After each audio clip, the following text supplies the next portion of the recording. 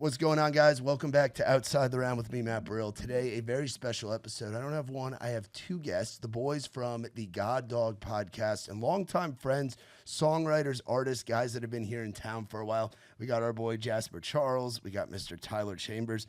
And it was funny looking back on this date 5 years ago, episode 38 of the In the Round podcast, back when I had Boudreaux doing this with me, with Tyler Chambers came out. That's crazy, actually. To the day. Yeah, you talk about signs from the Lord a lot on your pod and just in life, and that's a pretty crazy coincidence that 5 years later we're sitting down. It's actually nuts. Yeah, to the exact day. A lot's probably changed from then and now. Yeah, I would say so. So how have you guys been doing? I know I saw you last week. Congrats on the Tyler Farr cut. Thank you, brother. Coming to a bar near you. Thanks for helping us put that on, man. I mean, the turnout was amazing. Yeah, that night, that whole week was nuts with it being like CRS in town. Oh, yeah. And we were doing stuff. It was our first year doing media for CRS. Oh, So sick. Nikki and I were at the Omni all week, just kind of messing around, getting to do all the suit stuff. Yeah. We're like, well, how did these people let us in here? And Lakeview Oh, was y'all there. deserve to be there, man. Lakeview said the same thing. They're like, how the heck did the four of us all end up getting credentials and getting into this thing? You I know? don't have them. It was wild. I'll tell you that. It was wild. And then all the events, and the Thursday night we did the Coming to a Bar Near You release party, which we knew it would get busy, but it got Yeah, dude, it looked huge. nuts. Yeah, it was awesome. Dude, y'all deserve to be there, by the way. Yeah. I mean, y'all have worked really hard y'all pretty much been songwriters too, but just in a different form, you know? Yeah, Like, y'all been grinding Yeah. the same way, just with a different, just a slightly different field, but y'all you should own that. Yeah. Well, we appreciate that. I love what you guys have been doing with God Dog, man. You guys are what now, 12, 13 episodes? 13 comes out on Wednesday with John Langston. Wow. Yeah. So it's got to be cool. So we got to back up. You guys have both been in town for a minute now. Jasper from Alabama, Tyler from Georgia, and you guys have done the music thing. I know you still write songs and you still pursue your passion and your dream, but it seems like this has been a fun little sidebar avenue to go down. So tell me the story. How does God Dog come to be?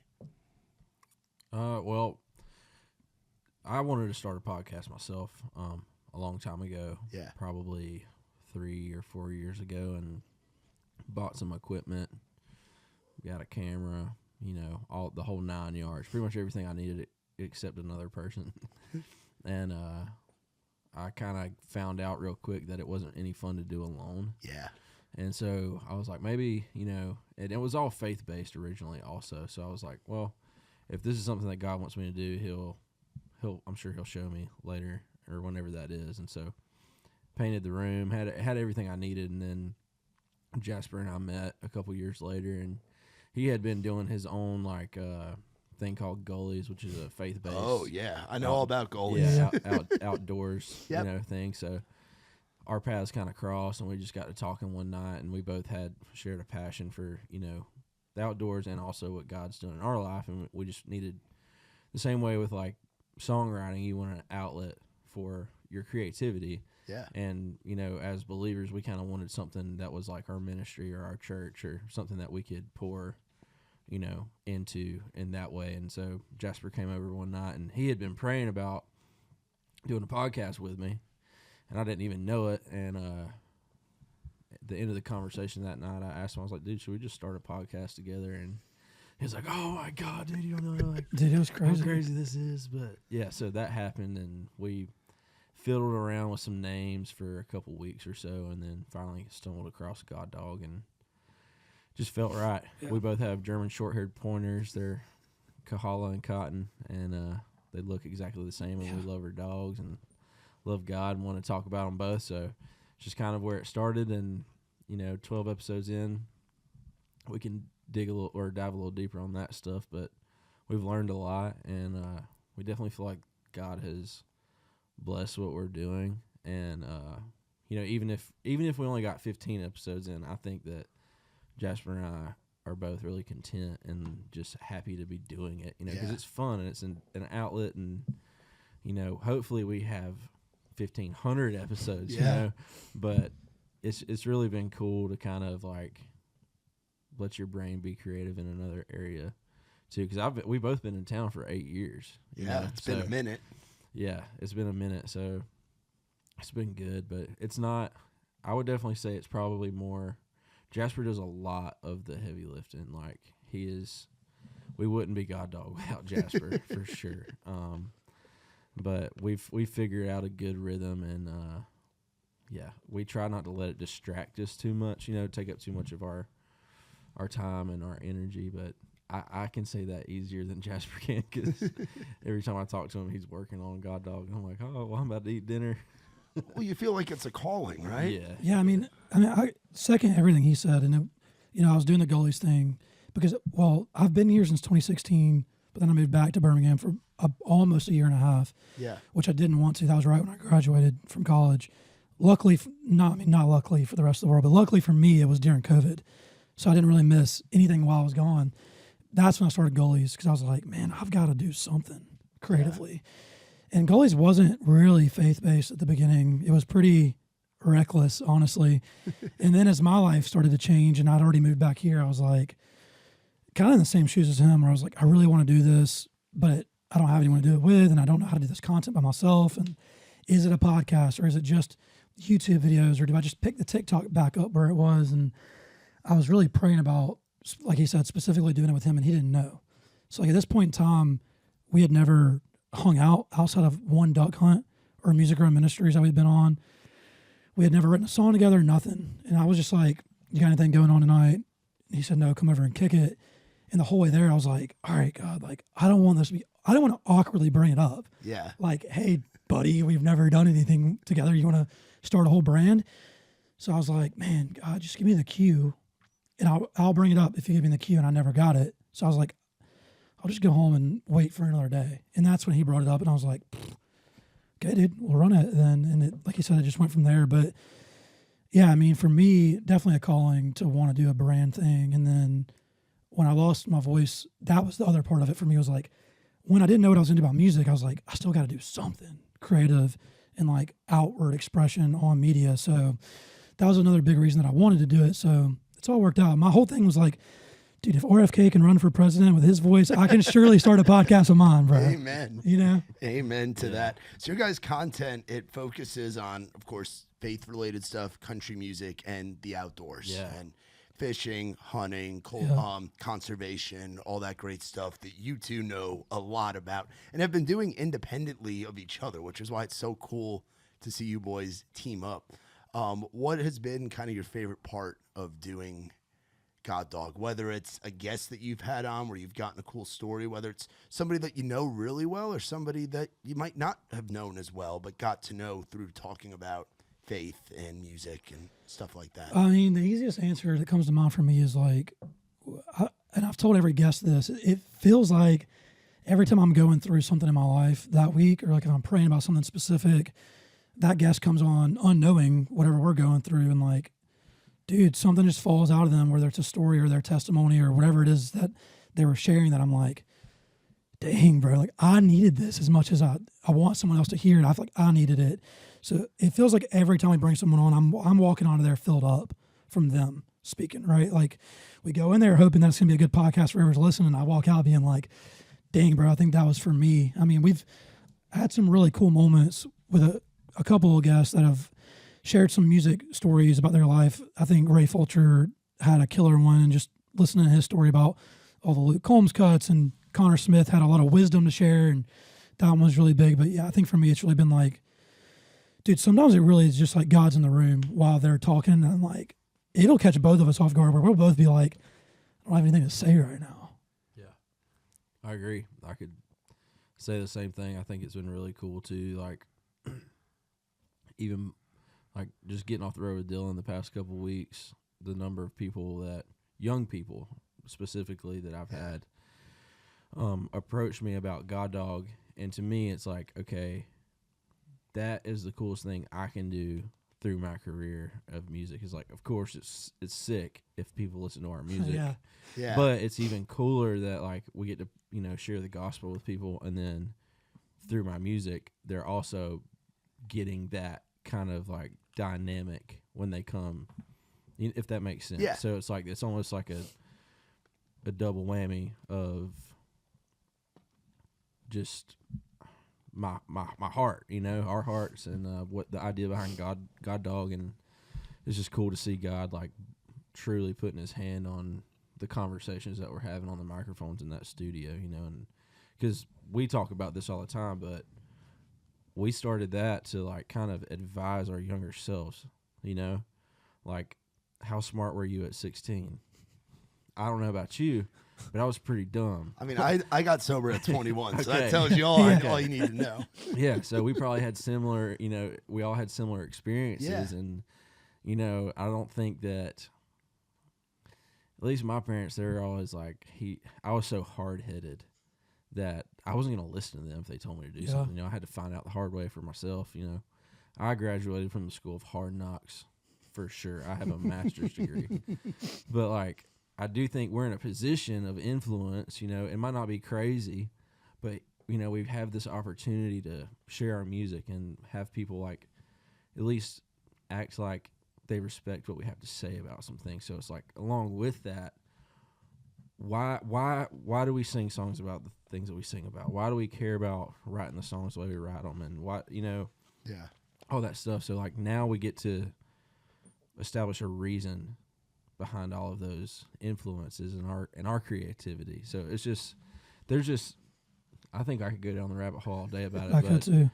Jasper said it best. I mean, when we're in there and somebody's just like Josh Phillips, whoever it be, like, of course it's sick that he wrote a #1 song, but when he's talking about his personal life and being vulnerable, you don't get that on Instagram. No. Right. You get to see that he wrote the #1 song, but you don't find out about, like, the things like,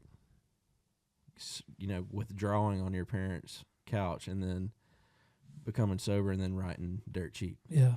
Yeah. You don't get that. Yeah, and having without God. and Yeah. having a lot as an artist, and then losing that, and then having to come back as a songwriter, Yeah. and Right. the ups and Yeah, yeah. downs, and the redemption, and that Exactly. you're never too far gone. Yeah. Exactly. Like, you always have a chance. When was the moment where you really became true, like, believers? When was the Oh moment where my you gosh. really found God? Is there one? Because I remember You can go first. because I mean, Yeah. you and I, we've gotten to know each other a lot for a Yeah. few years. You were one of my, like, day ones when I Yeah. first got to town, and I remember raising a lot of hell with you. Dude, Yeah. And I remember, I got drunk a lot. I know, and Yeah. I was there. And I was usually high. Like, you I were thought there. about this before we came on You here. were there for the OG in the round. Yeah, yeah. Like, Dude. and it was a party, and it was Yeah. wild, and we all weren't making the best decisions for our bodies, for ourselves, for our lives. It was fun. It was Yeah, a it was lot fun. of fun, but where's the moment, that literal come to Jesus moment, to where you're like, all right, Lord, I'm with you? Because I don't think I've quite had it yet, Yeah. personally. I'll be honest. Well, Like, I just haven't. I can say this sounds crazy, and maybe to some of your listeners, this might be a first, but I personally, dude, I had like an encounter with Jesus when I was young. Okay. But it didn't click for me until I was 25.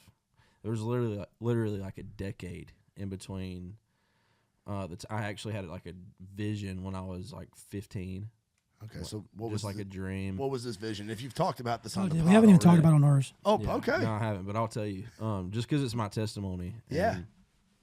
And, I had a dream where, like, I wasn't going to church really. I had no spiritual influencers in my life, so there was actually no reason that I, like, subliminally would have been thinking about this anyway. Yeah. So,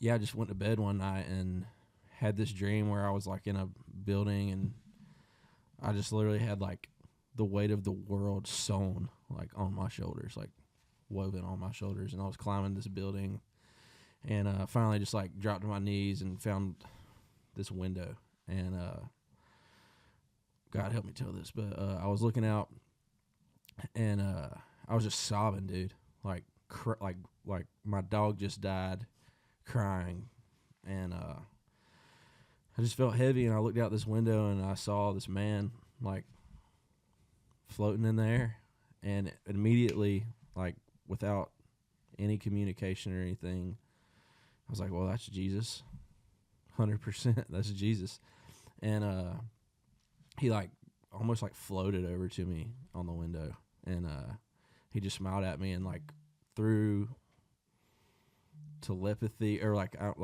however God speaks to us, Yeah. you know, through our minds. He like just smiled at me and like told me without opening his mouth. He said, "Hey man, I love you, and everything's gonna be okay." And I was like, literally just like in my chest. Never had anybody talk to me like that. And so all those tears that I was crying did a 180. Yeah. So I was like really, really sad 1 second, and then the next moment I'm crying tears of joy that I've never experienced before. Yeah. And I remember waking up in that moment in my bed, and my body was soaked from all of my tears. Like my bed was wet from all the tears that I had cried. Wow. And I literally, this is the crazy part. I woke up, I was covered in tears, and I was like, that was weird, and went right back to sleep. Like, didn't even... No acknowledgement. Like, didn't acknowledge, like, my heart was hard. But God did that 10 years ago, or 10 years prior to when he revealed himself to me then, but he didn't connect the dots in my heart until 10 years later. So what causes the connection in the heart? Where did the dots all click? What was going on at 25? I had a buddy sit me down one day, and he was like, because, you know, like during that time we were drinking a lot, like I was chasing women. I just wasn't being a good person. Like I didn't care about other people. You know, I wanted to be a country star. And he sat me down one day, and he was like, man, something inside of you is screaming for help, and I can see it. And I was like, yeah, bold. That's kind of weird. It's a bold thing to tell, buddy. And I was like, and in that day, I'm like kind of like feeling like a macho man, you know. I'm like, don't talk to me like that. Yeah. So but I love this guy, and he just keeps telling me, he's like, dude, like you just need some help. And I didn't know what was going on, and then he started telling me he loved me. He's like, bro, I love you. Like all of your friends love you. We love you. Like you're okay. And he just keeps telling me that. And for a second, I'm like, is he telling me that he's like homosexual? Yeah. Because this is how hard my heart was. I didn't know that there was like love out there that like dudes could have, like camaraderie, type of brother love. Like I didn't know it existed. And finally, like he just like was crying and telling me they loved me, and it just something happened, and I was like, that's the love that Jesus was talking about in this dream that I had. Like my brain literally just for some reason remembered that, and it kind of like just opened something, man. And ever since then, like I think salvation is a process. Yeah, You know, for sure. I don't think that.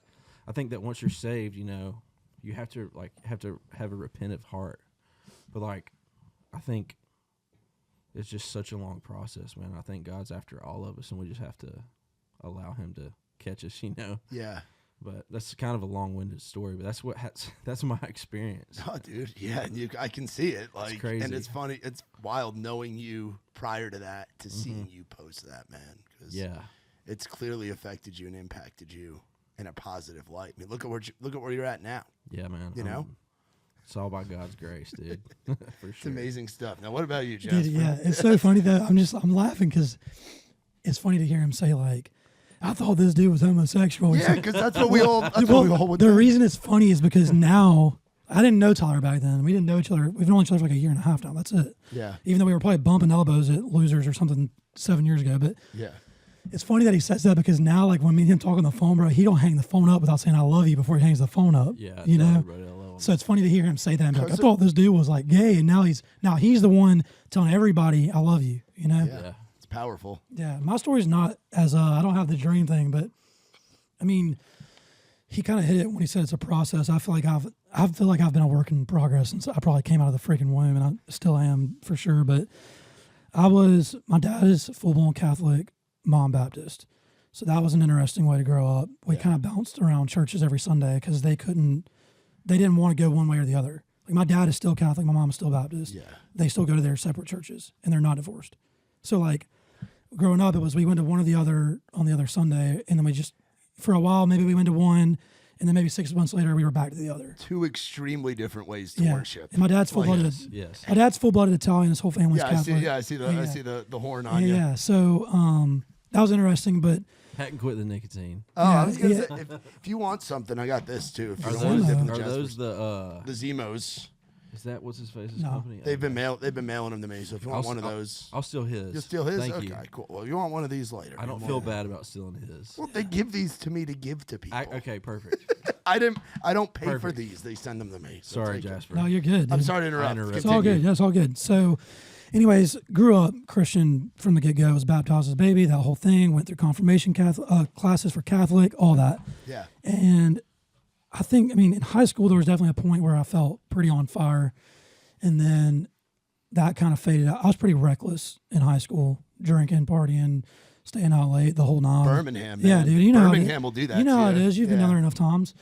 And then moved to Murfreesboro to go to MTSU, and I wasn't like college party boy crazy. You know what I'm saying? I didn't join a frat or anything like that. But definitely by the time I hit sophomore, junior year, I was definitely liking smoking the weed a little bit. Yeah. Yeah, like definitely fell into that hard, and like was doing that while I was drinking.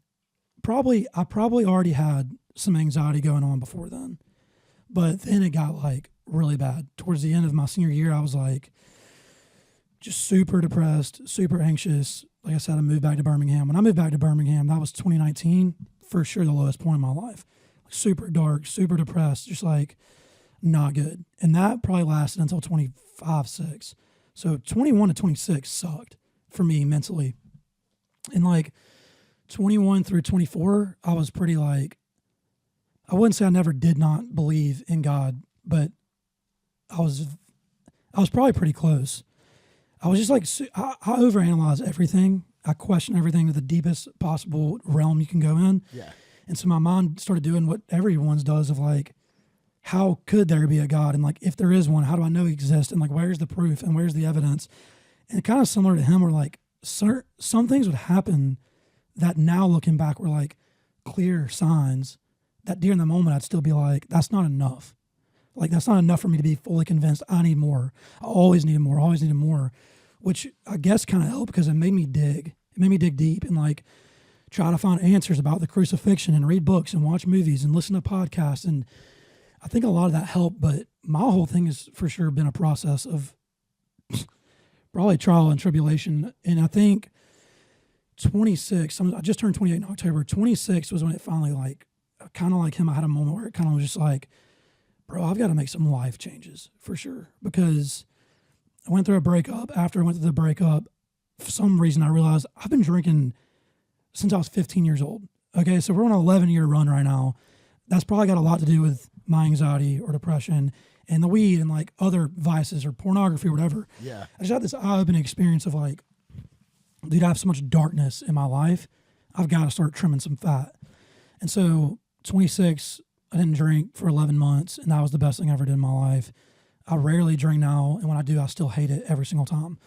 Not every time. I can't say that's not true. I mean, there's moments where I know, like, this was a good moment. Like, I didn't take it too far. I can handle it. Celebratory Right. and in anything in fellowship. Yeah, you for know? sure. Yeah. And, like, when you're that's with your fine. friends. But anytime after that I knew I took it too far, I'm like, I don't want this in my life. But long way to say, I've had to really work through it. Now, there's been a lot of moments where I've, in real time since then, been like, that's got God written all over it. And especially from 26 till now, I mean, after I joined Music Grove Ministries, that changed, dude, everything. That was the first time I ever went anywhere and was like, this is church. There's a bunch of dudes in here being super vulnerable, super honest, not afraid to talk about real life struggles, and they're all talking about Jesus. And like, I remember the first time I went there, I walked out just being like, oh, bro, I finally found a place up here where like there's people they get it. Because you both know it, like, dude, it's kind of hard to explain to people outside of this bubble the struggles here. And so when you get all those struggles in one room and try to find Jesus in it, that really helped me a lot. So I wish I had a pinpoint moment for you. I mean, I can tell you crazy stories that have happened for sure. What's one recently where you're like, okay, God, I see you. I have one today. Go, dude, you got it. And I'll give you one afterwards. Yeah. This is today. So we get home last night. So let me backtrack a little bit. I just got engaged. Yes, So- congratulations, by the way. So happy to see you. So happy, bro. Thank you, It's brother. freaking awesome. Thank you. I'm excited. It's definitely like the Bible says, like, you have to die to yourself you definitely have to die to yourself, and I'm learning how to do that more and more every day. But recently, I've spent a good bit of money on like a ring and just trying to get my finances in check. And I recently have just like paid off all my debt, canceled my credit cards because I'm an impulsive person. So like if I have $10,000 in my pocket, on a piece of plastic, I'm just like, oh, screw it, put it on the Amex. But I've learned that's not good for me. It's not good. So I canceled that, but so I paid off my credit card like last week, and I didn't have a lot of money left for this month. And as a songwriter, Warner pays me once a month. Yeah. So I have to learn how to budget pretty well. But anyways, we got home last night, and I've just kind of been in a season of asking God to show me where I'm at in my walk with Him. Like what kind of process, like where at in the process am I? Like check-in points. Yeah, because you go through these phases, and you kind of have to redo it a lot. I feel like you can get off track. Yeah, and you kind of get back on, and you can it's not just a straight path because we're never going to be perfect. Anyways, got home last night. My fiance's tire is really flat. The rim's like on the ground. And she's like, well, can I just take your truck to work tomorrow? She's a nurse at Vanderbilt. I was like, sure, babe, no problem. I'll just, fix your car tomorrow. So wake up, my truck's gone. She's in it.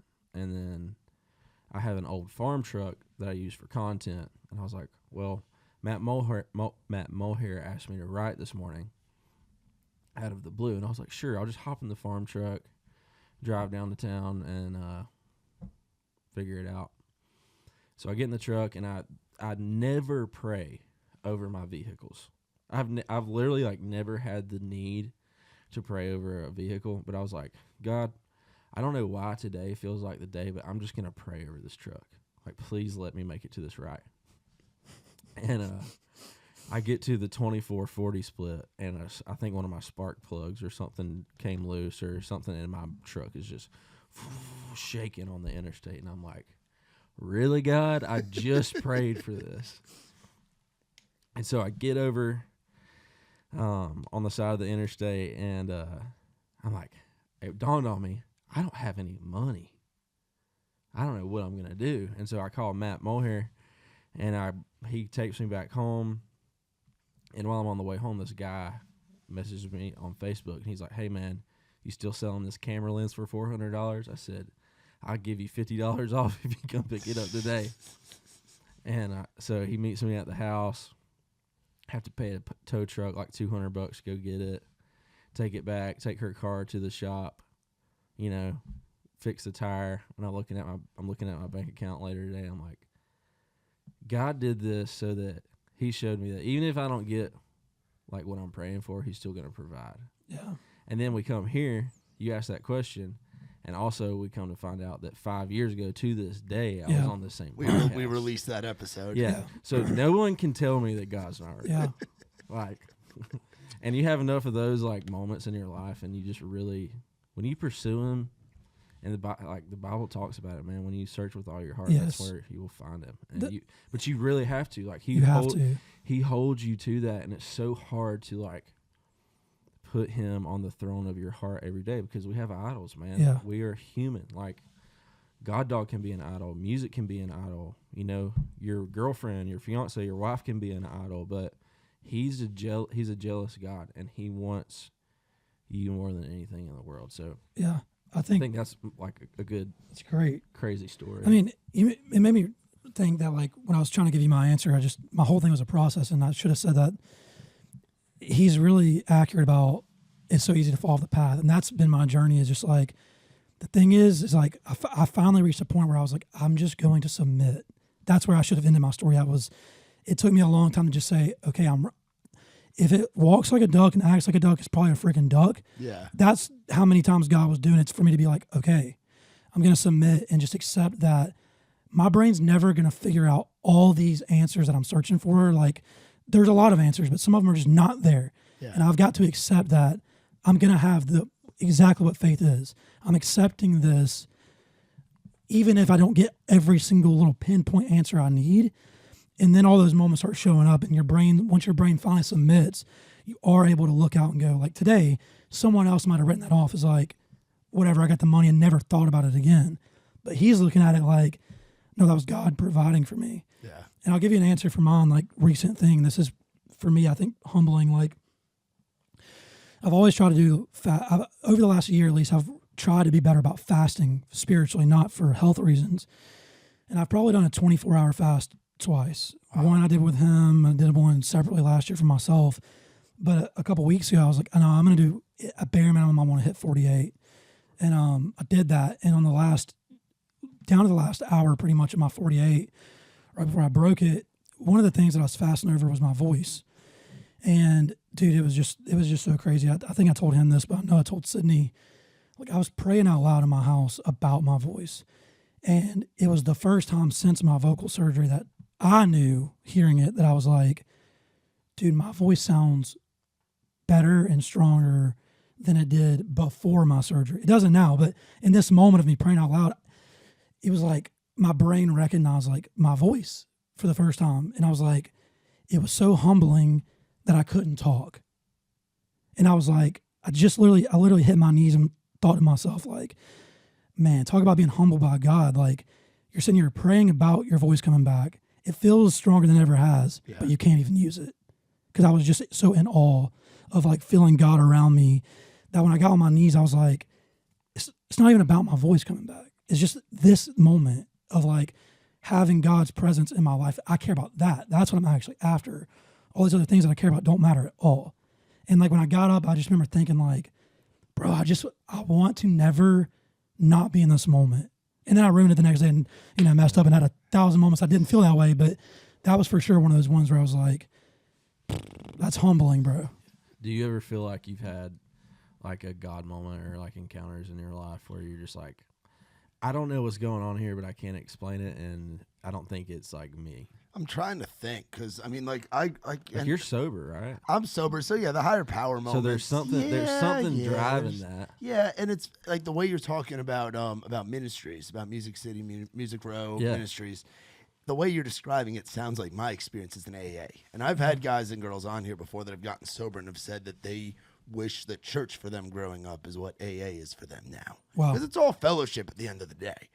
So I'm trying to think. I mean, my girlfriend is a believer and has had some experiences where she's had tough moments in her life and where she'll ask God, like, show me the way, and she'll pray and submit to it, and then within 48 hours she'll have her answer of what she should do. And some pretty big life decisions. Yeah. The other day we were coming back from seeing her family out in Charleston, and she's trying to get this job at this company, and she was asking me if I'd pray for her, and I haven't prayed in a long time. I'll be honest, I just haven't. That's okay. And I know it's all good and stuff, but she was saying like, will you pray about this or just manifest for me? And as we're pulling into my neighborhood, the name of the company is like what my neighborhood is named after. It's like the name of the company is like Truxton, and my neighborhood is apparently Truxton Park. I had no idea, but it was like a few minutes earlier that she was like, "Hey, will you pray?" She's meeting to try to get a job at this place called Truxton, and my neighborhood is Truxton Park. I had no idea. Yeah, I knew there was a sign there. I'd never read it before, and the big sign that says Truxton Park. So I don't know if that's a moment or not. 100%. It definitely is. So that was pretty wild. With God, there's no such thing as coincidence. Yeah, I don't believe in coincidences at all. And I think we can all try and like be like, oh, that's kind of crazy, but no, whatever. That sounds always there. But now that you're thinking about it, like you remember that. Yeah. So it meant something. Yeah, and I mean, there's moments like where you look back where it's a lot of the, if I hadn't met this person, if I hadn't gone and played kickball with Trey Lewis and Ella Langley and Trey Bonner and all those people, I wouldn't be at where I'm at now. If I hadn't taken this opportunity to go out with the Muscadine guys, like different things where I guess you look back at those moments and you have this doubt, but then there's something clicks and you end up making that decision. I guess that would be considered moments, right? Yeah, for sure. I mean, God, the only reason that we're here is because God is allowing us to be, Yeah. I think that he is sovereign over many different paths that we are capable of taking, you know. And I think that it's just listening to him along the way probably like reduces the amount of friction of the path that we choose, if that makes sense. Yeah. So it's like he gives us free reign. He's like, here's the keys, bro. Yeah, you can do whatever you want. Yeah, he's like, here's the keys, but like none of us, like, we can drive across the country, but we're not, you know, we're not leaving the earth. You know, Right. it's like, I know where you're gonna be. Like, you do whatever you want, but at the same time, he's like, here's a rule book. This is the guy that I, you know, sent from heaven to show you how to do it, and also like paid for all of your sins. Like, when times get tough, like, don't forget that he's there and there's a blueprint, you know. Yeah. So it's good to hear you say that, man. I hope you don't think we're here to like. No, I wouldn't have asked you guys here if I didn't want to talk Yeah. about Yeah, this for stuff. sure. That's For why. sure. That's why we're here Yeah. to talk about what you guys are doing with God Dog and everything.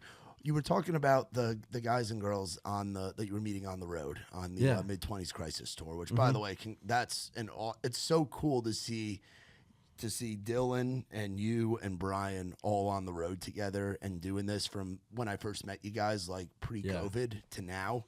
It's awesome. But you talk about like those kids were recognizing you from God Dog. Yeah. What do you think it is that's drawing the young people back to the Lord? Because it seems like the mega churches and that style of worship is a much more inviting thing. Like, I grew up Episcopalian, so it's like being Catholic, but you're allowed to smoke. That's the way I said it. Like, being Catholic without the confession booth, and like ministers could marry, and it's just a little fundamentally different, but closer to that than it is like to Baptist or Methodist or any of that stuff. But what do you think it is that's getting this next generation closer to worship and closer to God? I can answer it if you Either have I- something. whatever. you We can guys, both- I'm you sure go both ahead. got answers. I think that personally, I think that the leaders or the people that these kids that they have to look up to now, like there's a wide array of influences. You know, social media, there's a lot of doors you can open, but I think it's really clear. Like, you know, if I was 18, looking at behind all the curtains, you know, you can kind of see where people's hearts lie. And I think it's just kind of clear now, you know, Kim Kardashian probably isn't the best role model. Yeah. And like, I'm not saying that because I'd know her heart, but like, I think that people are just judging, you know, character, and like, I don't know. I think that there's honesty at God Dog, and I think like even Jasper said earlier, even like bringing up pornography, Yeah. like being 17. Oh yeah, dude. We've all been there. That iPod Touch. Yeah, we've all was been a bad device we've all looking been there. back Yeah. for me. Yeah. We've all been there, and Yeah. there's not a lot of people in your life at 17 that are gonna be like, "Hey, bro, don't look at that. Yeah. That's gonna ruin you." Yeah. Like, for real, that's gonna like really mess you up, and Yeah. like probably dictate how you see your wife one day. Yeah. And somebody talks to you like that when you're 17. Yeah. You're like, whoa. Yeah, like, dude. like what? There's a lot of truth to that. I think it's a lot of things, and I'll touch on what he said and then go back to what my original answer was going to be. What he said is a really good way of what Connor Smith said on our podcast too, and it wasn't about this question, but kind of. Connor was talking about himself and all of us in our age group, in our class of artists, and how we have a microphone physically, but actually with a voice and influence. And Connor was like, dude, can you imagine being 16 or 17 and meeting Connor Smith backstage, and he's your favorite artist, and Connor Smith tells you something like, hey, bro, when you go off to college, like, here's some do's and don'ts. It might weigh on you harder than your buddy down the street Or your parents. or your parents. Especially your parents Yeah. or your Yeah. grandparents. That's where Yeah. I was. Yeah, exactly. Because those kids look up to Connor Smith. And it's so funny that we're having this conversation that he brought that up. I didn't know someone recognized him from God Dog, but we were both in Alabama this weekend hog hunting with Slade Johnson and Macy Watkins. You might know who Macy is, but she put a TikTok up of all of us, and I was looking at it last night, and one of the comments said, is that Jasper from God Dog?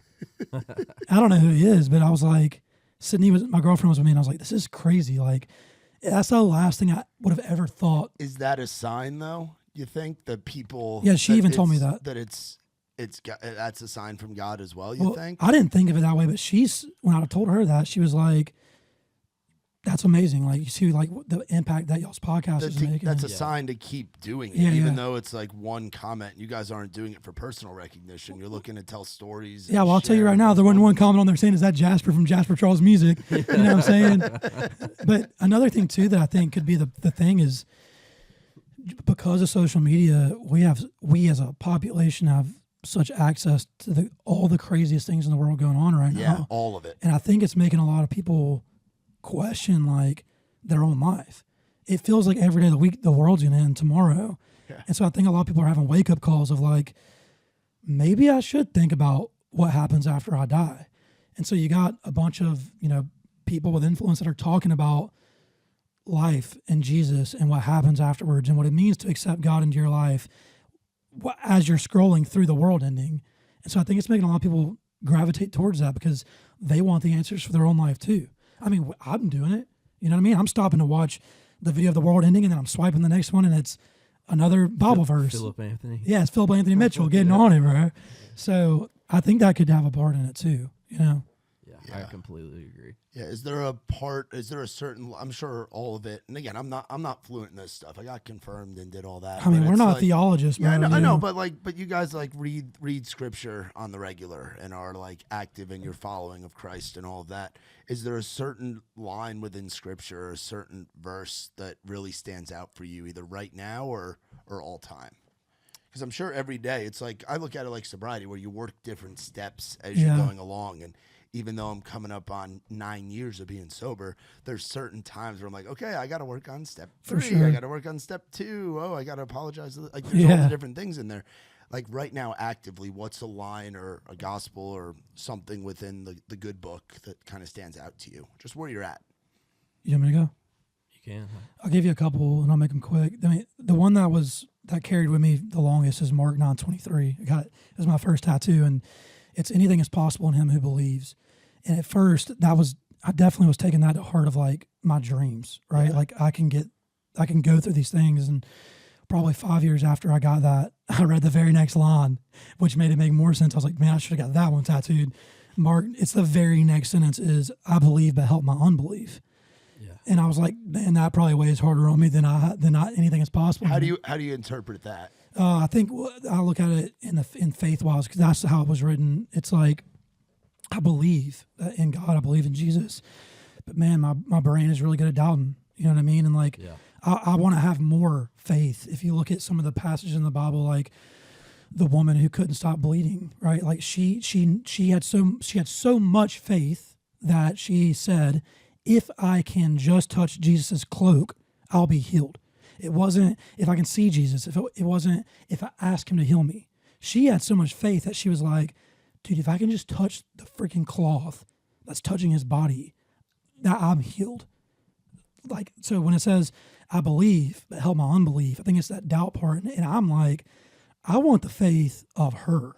You know what I mean? So that one rained on me for a while. And then, like I said, when I was early 20s, really in a dark spot, it was Isaiah 43:2, which was my next tattoo. And it's, when you walk through the waters, I will be with you. When you pass through the rivers, they shall not sweep over you. When you walk through the fire, I will be with you. I just butchered that on the end of it. But he says, I'm with you through the fires. Your feet will not be burned. And that always was in my head when I was going through that dark time because I was like, it never says you're not going to walk through the water or the fire. It even says your feet are going to be freaking hot as hell, literally. But I'm not going to let you drown, and I'm not going to let you get burned. I'm right there with you. And so for me, that was what I kept telling myself was like, the water's hot, bro, but my nose is above it. And you know what I mean? The fire's hot, but like they're not on fire yet. No matter how bad it gets, it's going to get better. Yeah. Like, I got you kind of thing. And I'll give you my last one, which is my recent one. This came from my fasting 2 weeks ago that I just can't get over. And it's a long one, so I'm not going to by any means memorize it. It's pretty much the whole chapter of Psalm 139. And it's David writing this, he slayed freaking Goliath. He was the king. He was a leader. He made it into the freaking Bible. So he's like one of the most famous people to ever get written about, right? Yeah. That dude who is like the guy is sitting here writing a psalm to God, pretty much saying, search my heart and know my anxieties. And right before that, he says, this really poetic passage. You should look it up. It's unreal. Where he's pretty much saying, you knew me when you knitted me together in my mother's womb in the secret place. And there's a line that's something like, you knew the pages, you knew the words on every page in my book of my life before the first page was ever turned. That's my version of saying that, but that's essentially what he's saying. And I love that because, dude, even after the life this guy lived, he's still having to sit there and talk to God and be like, you know the purpose you created for me. And he was a king. He slayed a giant. And I love that because we all do that. We're constantly searching for like, am I on the right path? God, do you really want me here? God, can you just reveal to me, is this the dream you actually want me to chase? And so I read that, I was like, man, it just felt so seen from someone who was like the freaking king, literally the king of the day, being like, God, search my heart, know my anxieties, because you literally knew me before I drew my first breath. He knows that God's got the perfect plan laid out, and he just wants to be on that path. And I couldn't relate more to that in my life. So that one's my one right now that I'm like, I just can't get over that one. Wow. Yeah. Yeah, that's bars, man. Yeah. I think for me personally, I'm so bad at memorizing scripture, and I literally, when I do read my Bible, I'll like write a whole page down of something that I'm trying to remember, and then I'll recite it in my brain for a day and then forget it. Yeah. Well, maybe what's something that you've read? You don't have to say what's specific. No, for sure. Yeah. I think there's a verse that says, I think it's 2 Corinthians 5:21. It's a pretty popular verse, but it's goes something like this. Don't quote me on this, Lord. But it's for our sake, he made him who knew no sin to become sin on our behalf, so that we might become the righteousness of God. And what that means is he gathered up all the sin in the world, gave it to somebody perfect and blameless, put it on his back, crucified him, and had us murder him, so that when he looks at Jesus, he sees our sin, but then when he looks at us, we see Jesus.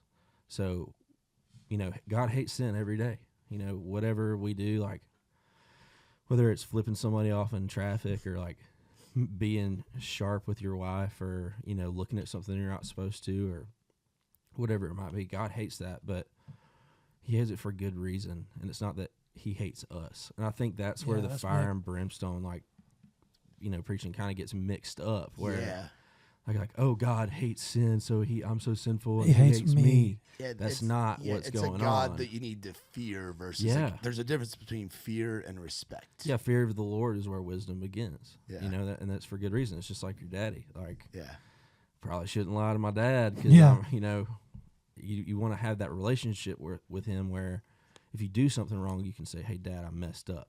Yeah. Not like, I have to hide this from you. Yeah. And, I think the Bible's just full of it, man. I mean, it's literally God's word breathed into life, and anybody out there, I just suggest reading. Yeah, I mean, I think the misconception that I always had was like the same thing we're saying. It's like you get the fire and brimstone preaching, or you think the Bible is like written about people who were perfect, like, oh, the 12 disciples were like the most perfect people. No, bro, they were freaking jacked up. Yeah, dude. They were. Yeah, bro, David was jacked up. Like, they were all jacked up, and I think that's what helps so much. Paul writes about it the best. Yeah. And when he says, like, he's like, dude, why? He says, God, like, I keep doing the things I don't want to do, and I can't do the things I want to do. Yeah. And it's like, that's all of us, bro. Yeah. You can do whatever you want and try to be perfect. It'll never happen, bro. So the 12 disciples are like a reflection of any kind of person. Yeah, it's all of us. Yeah, it's literally. All, dude, it's all human qualities. They were liars. They were cheaters. They were freaking. Some of them were tax collectors. You know what I'm saying? They were fishermen. Like, they were not. One of them cut a freaking dude's ear off right in front of Jesus, and Jesus was like, "Bro, chill out," and put the ear back. You know what I mean? He's like, "Put the sword down, bro." Yeah. So it's written about people that are just like us. So there's no reason for us not to be able to read it and be like, "Oh man, like these dudes were jacked up," and Jesus was like, "Bro, I got you." You know what I mean? Yeah, I think it helps too. Like, Jason Cruz is a good buddy of ours. He's been a pastor for a long time. He just started a new career, but having wise counsel around you to help interpret, culture at the time is really helpful because you can read the Bible and get really I still when I read the Bible I'm really intimidated. It can be by overwhelming. a lot of words and Yeah. things that were going on back in the day, but come to find out, people have always been the same. Yeah. We've been like this Forever. forever. So it's like our tendencies aren't any different. No. You know, Yeah. they're the same people. They just said it in a different way. Yeah, they said it with the different Yeah, words. they were actually a lot more elaborate and Yeah, smarter, specific probably. and smarter. But yeah, I think keeping that in mind is very important too. Like, man, we're just the donkey that Jesus rode on. You Yeah, know? pretty much. Right.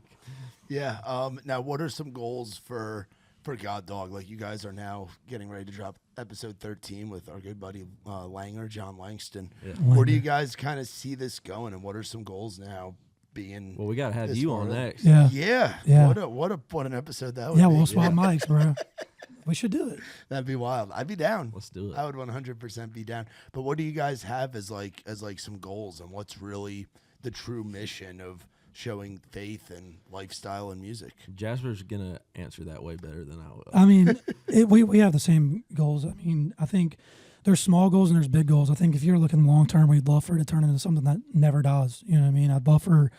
We would both love for it to become something that eventually is fruitful. You know, maybe I don't care if it makes us rich, but it would be nice to see it fund itself. That would be great. I know that number one on the list is some merch, which we've been working on. We've got some hats, but it's really hard. Is that a hat that you've got on right now? Yeah, this is a God Dog hat. This isn't even one of the ones that we have up. This won't be the first one we have for sale, but we do finally got the hats in, and we've been working on the website. So that's a short term goal that we're really trying to knock out, because that would be helpful for us just to continue building the brand, get it on other people's heads. I think, dude, right now I think our number one goal is just keep this thing continuing. Yeah. More guests, and honest to God, like my biggest goal is to get it to a spot at least to make money to bring someone else in to help us run it. Yeah, Just more, with the workload. not Yeah. even as much to put it in your pockets as it is to grow the team. Yes, dude, because I don't have a problem doing the work that I'm doing. I enjoy it. I love it. But like he said earlier, like we still want to focus as much as we can on being songwriters and being artists. That was the first thing we did anyways. And yeah, having somebody else a part of the team would be a massive step forward for growth for us, for sure. I mean, we have fun ideas. Like we want to do live stuff. We want to do collaborative stuff with other people and maybe go live. We would love to do events. We would love to pop up at NWTF in 2025 with our own booth. I think, some of the people that we've gotten to hang out with and do some stuff with since launching it, I think watching that turn into some bigger stuff would be really cool too. Is that a good way to say all that? Absolutely, brother. Yeah. Yeah, we just want to be able to keep putting gas in the truck, if that makes sense. Yeah. You know, just keep it rolling in the right direction, and if it grows, great. You know, I think specifically exactly what Jasper said. Just having somebody come on would be really, really helpful. So, if anybody's out there and you need a little side gig, holler. Yeah, I mean, Tyler said at the beginning that we are content with it, and we are. I mean, I'm completely fulfilled with it as much as I am through writing songs, and that probably stems from I love content and media, and I love marketing. That's been one of your things for a long time. Yeah, for sure. And like marketing has been such a part of my full-time career life and everything else. And so the brand world is something that even in high school I was just like, I want to start something. My whole family are business owners, so I think a lot of it stems from that, and I'm getting a lot of fulfillment out of that being part of what we're doing. So we're cool with where we're at, but obviously want to see it continue. Yeah.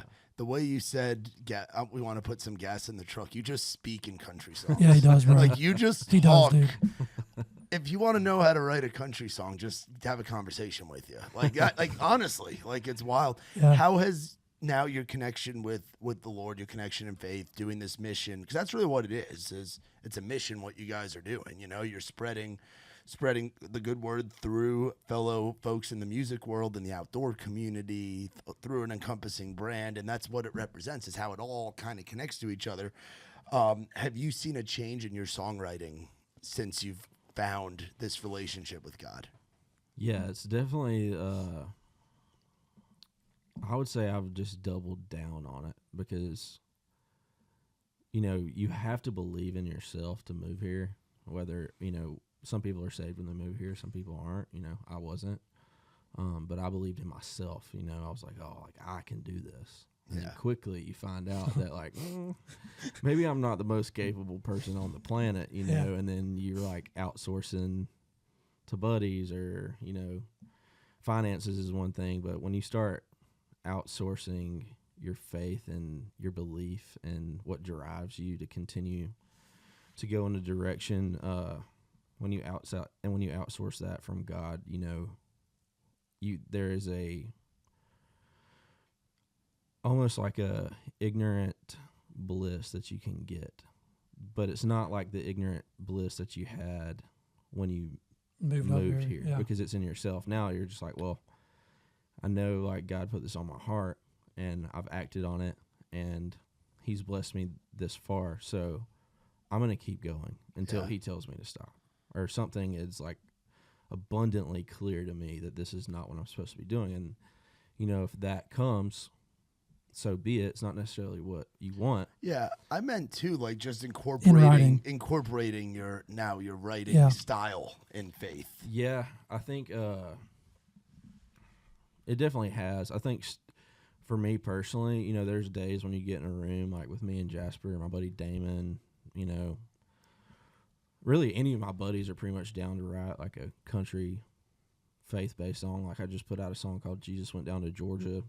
Do you have Trust You Anyways? Yeah, I mean, I got a few. I have a few that I've done it with. I mean, more than a few now. I definitely doubled down on it when I started like fully accepting it. And I think the reason was majority of my songs, like everybody here, you're writing about your real life. So it's like that's a part of my real life. Yeah. Like it is a part of my walk daily. Therefore, it's going to be incorporated in how I write. And I've tried my best to write it. I don't think they're worship songs. I guess you can call them that if someone's using it that way. But like, I'm not sitting down being like, I'm going to write a song in the style of elevation worship, maybe. But I'm writing about my experience. Like Trust You Anyways was written about my voice, because when I went through my vocal surgery, 3 months later, I went to Vanderbilt, and Vanderbilt said, we don't know if you'll ever sing again, and if you do, we definitely can't tell you when that'll be.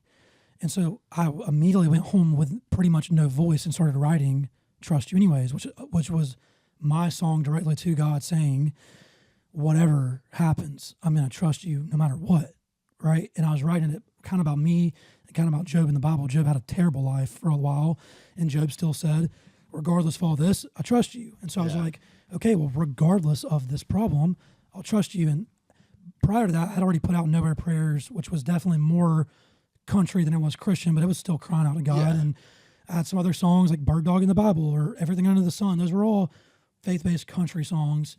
Trust You Anyways, I released as a Christian song. It's the only one I've ever done it as that one, because there was no way around it. There was nothing country about it. Yeah. You know, maybe a guitar solo in it, but that one was like, this is a Christian song. I put it out on the Christian charts, and it charted on the Christian charts on iTunes. So I was like, hey, if these type of songs keep coming up, I'll do that. Yeah. If they don't, I'll just put it in the song where it fits. It doesn't mean that I'm not going to write. You know, I have a song coming out next week that me and Tyler wrote called Winter Haven, about where I grew up. I don't think there's anything faith-based in it, probably. It's just a good country song. Yeah. So it's not like I'm not going to do that or the other. It's just, again, like, it's a part of my real life. I write my real life. So it's naturally just going to bleed over into it. Yeah. I agree. Makes sense. I feel like mine is, I would say the same. I'm not saying it hasn't changed. I just mean like the same as Jasper. Like if it comes up, I'm definitely down to chase the rabbit. But if not, like I still take country music very seriously. Yeah. You know, my brain is always, my antenna is always flickering, you know, trying to catch a good redneckism or. Yeah, you've got him. And he said it too earlier, like he knows the group that's going to write that song well with him. Yeah. And the ones who aren't. And I'm the same way. Like, I know that I can send Tyler a super country title that has nothing to do with it, and he'll be down. I also know that I can call Tyler and be like, I got this song idea that's 100% Christian, and he'll also be down. Whereas there's other dudes that I'm like, it's not that I wouldn't bring them a Jesus idea, but like we have a buddy Harrison that if I have a straight up, it ain't country at all, and it's a Christian song, I'm calling Harrison. You know what I'm saying? Because that's his forte. He's good at that. So I think you know where it fits, you know where it don't. And yeah, I think I just still rely on God in those moments. Like, dude, I rely on God in all my songs to be like, if he wants to get written, I'm gonna get the idea, whether it's just straight up country or straight up Christian, either one. I'm gonna ride it out no matter where it goes. Yeah, I was gonna ask if there's been that aha moment in a writing room. You mean like with a faith-based song? No, not even a faith-based song, about any song. You could be writing a country song, but like where you have that writer's block and then that moment kind of pops. Just in general? Just in general, yeah.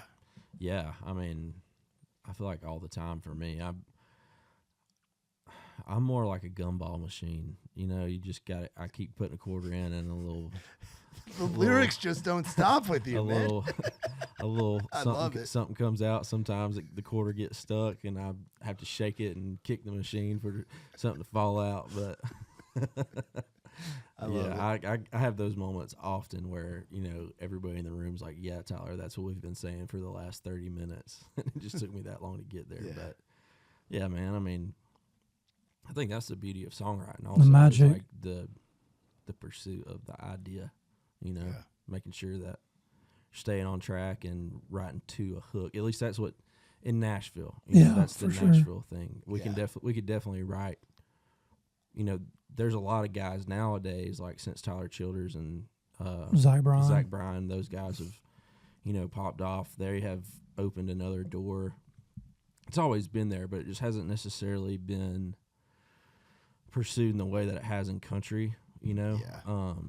Where those guys are kind of just like writing whatever they feel like saying. And I think a lot of the lyrics are genius and really cool. Very poetic. Yeah, it's very like story-esque, like Bob Dylan kind of stuff. Yeah. I mean, it's no different than here where, you know, there's the guys here that are really good at the commercial side of it, and they got that freaking thing in them, and there's some that don't, right? And that world's no different, where there's a couple of those artists that are in that lane that are super poetic, and then there's the other ones that try really hard to be. And then you're like, dude, what? You're just writing, you know, something that wouldn't even make it to a napkin at this point. But yeah. That's wild. For sure. That's wild. Well, I appreciate the hell out of you boys coming on here. Dude. And where can people go to find out more about God Dog? You got all the info down there. He's pointing to me for everything, bro. God Dog's on everything. TikTok, Instagram, Spotify, iTunes, Apple Music, Apple Podcasts, YouTube, wherever you listen to anything. The God Dog podcast is on, and Jasper Charles for all my music, and Tyler Chambers for all his. That's do you guys have a specific date that you release on, like a day of the Yeah, we try to do every other Wednesday. Every other Wednesday. Yeah, sometimes it ends up on a Thursday, but for the most part, it's been every other Wednesday. Awesome. Yes, sir. Heck Thank yeah. you for having Appreciate us, you man. having us, Dude, buddy. appreciate you guys coming on. This was Dude, awesome. I'm serious about you coming on. Yeah, God come Dog, on, too. bro. I'd be so down. It's literally no pressure, too. We just, man, I have to say this, just because we've known each other so long. I feel like over the years, I've kind of, you know, unless I'm writing on Music Row, I don't really go to a lot of the rounds and stuff anymore, just because, you know, life has happened and you get busy and, you know, not necessarily that you ever graduate or like you're better than anything, but like you put in your time in Midtown. Yeah, you put in your time, you know. I feel like I did that for a long time, and I just want to say thank you to you and Raise Rowdy and, you know, everybody that has been involved in those Live Oak shows, now the Duck Blind, you know, putting songwriters on a stage and a platform like that, because genuinely without y'all, without Matt, you know, I probably wouldn't have met 75% of the people that I know here. We do them so everybody can network. Yeah, I mean, seriously, my man, first round when I moved here was yours. That was the first one that I got. I think that was mine the first probably one. was too, but My first blog post was Raise Rowdy. Like my first everything was this. Yeah, y'all, you, especially you, man, like you have facilitated a lot of relationships and opportunities for people, and I hope that you know that, because well, I appreciate you. Yeah, you deserve your flowers, sure, bro. Well, thanks, man. That means the world. It means a lot. It's been a wild 6 years in town for me. Or now coming up on 7 years, but it's been wild getting to grow together and do the dang thing. Yeah, dude. Well, look at you now. Look at you now, bro. bro. You got cameras mounted on every wall. We got cameras mounted on the wall. We got stuff hanging up all over the place. I got a little Godfather bobblehead, the second most. We'll get you a God Dog bobblehead. Yes. Oh, that'd be really cool. I don't know what that would look like, but I'd be so down to have that. Like, I don't know what would it be? Would it be a bobblehead of Jesus, or what would probably a bird dog? Or yeah, something. bird dog. Be a bird maybe. dog. Yeah. A bird dog wearing a cross chain. Yeah, that was That might. That was our original or my original logo. Yeah. They're With just like a kinda hard. like a cross collar. Yeah. Ooh, that'd be cool. It's dirty. That'd be cool. I like it. Awesome. Well, y'all be sure to check out our boys, Jasper Charles and Tyler Chambers, the God Dog podcast. And they also have some music out. Be sure to look up Jasper Charles music, Tyler Chambers music. They've got some great songs out, some great songs to come this year. They're doing the artist thing, and they're taking care of the mission with the God Dog podcast. So y'all be sure to look it up. Every other Wednesday, their episodes will be coming out. Episode 13 with John Langston coming soon. Shout out to our friends from Surfside. Going to send you boys home with a 4-pack of Surfside. I got some peach teas and some regular teas over there. And then you guys can go sift through all the hats that we have over there. We have God dog. a lot of Raise Rowdy hats. God dog, indeed. Well, for my boys Jasper and my boys Jasper and Charles. For my boys Jasper and Tyler, I'm Matt Burrill. This has been Outside the Round.